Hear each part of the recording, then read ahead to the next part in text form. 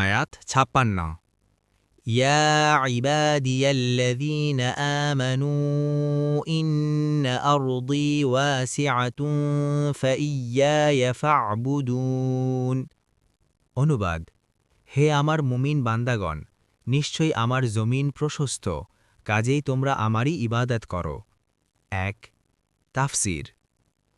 আলোচ্য আয়াতে মুসলিমগণের জন্যে কাফেরদের অনিষ্ট থেকে আত্মরক্ষা করা, সত্য প্রচার করা এবং দুনিয়াতে ন্যায় ও সুবিচার প্রতিষ্ঠা করার একটি কৌশল বর্ণনা করা হয়েছে। এই কৌশলের নাম হিজরত তথা দেশ ত্যাগ করা, অর্থাৎ যে দেশে সত্যের বিরুদ্ধে কথা বলতে ও কাজ করতে বাধ্য হতে হয় সেই দেশ পরিত্যাগ করা।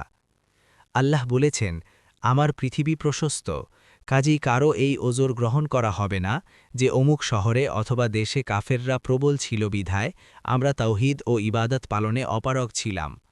তাদের উচিত যে দেশে কুফর ও অবাধ্যতা করতে বাধ্য করা হয় আল্লাহর জন্যে সেই দেশ ত্যাগ করা এবং এমন কোনো স্থান তালাশ করা যেখানে স্বাধীন ও মুক্ত পরিবেশে আল্লাহর নির্দেশাবলী নিজেরাও পালন করতে পারে এবং অপরকেও উদ্বুদ্ধ করতে পারে। এবং এজন্যেই সাহাবায়ে কেরাম হাবশায় হিজরত করেছিলেন। তারপর রাসূলুল্লাহ সাল্লাল্লাহু আলাইহি ওয়াসাল্লাম ও অন্য সাহাবীগণ মদিনায় হিজরত করেছিলেন। দেখুন ইবনে কাসির, ফাথুল কদিরা। আয়াত ৫৭। কুল্লু নাফসিন যায়িকাতুল মাউত সুম্মা ইলাইনা তুরজাউন।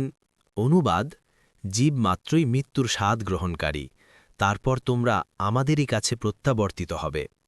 ১ নম্বর ফুটনোট। হিজরতের পথে প্রথম বাধা হল মৃত্যুর ভয়। স্বদেশ ত্যাগ করে অন্যত্র যাবার মধ্যে মানুষ প্রথম যে সমস্যার সম্মুখীন হয় তা হল নিজের প্রাণের আশঙ্কা। স্বদেশ ত্যাগ করে অন্যত্র রওনা হলে পথিমধ্যে স্থানীয় কাফিরদের সাথেও প্রাণঘাতী সংঘর্ষের আশঙ্কা বিদ্যমান থাকে। আয়াতে এই আশঙ্কার জবাব দেয়া হয়েছে যে জীব মাত্রই মৃত্যুর স্বাদ গ্রহণ করবে, কেউ কোথাও কোনো অবস্থাতেই মৃত্যুর কবল থেকে রক্ষা পাবে না। কাজেই মৃত্যুর ভয়ে অস্থির হওয়া মুমিনের কাজ হতে পারে না। তাই স্বস্থানে থাকা অথবা হিজরত করে অন্যত্র চলে যাওয়ার মধ্যে মৃত্যুর ভয় অন্তরায় না হওয়া উচিত। ফাথুল কাদির। বিশেষত আল্লাহর নির্দেশাবলী পালন করা অবস্থায় মৃত্যু আসা চিরস্থায়ী সুখ ও নেয়ামতের কারণ। আখেরাতে এই সুখ ও নেয়ামত পাওয়া যাবে, তাই প্রাণের কথা ভেবে ঈমান ও হিজরত থেকে পিছু হয়ো না।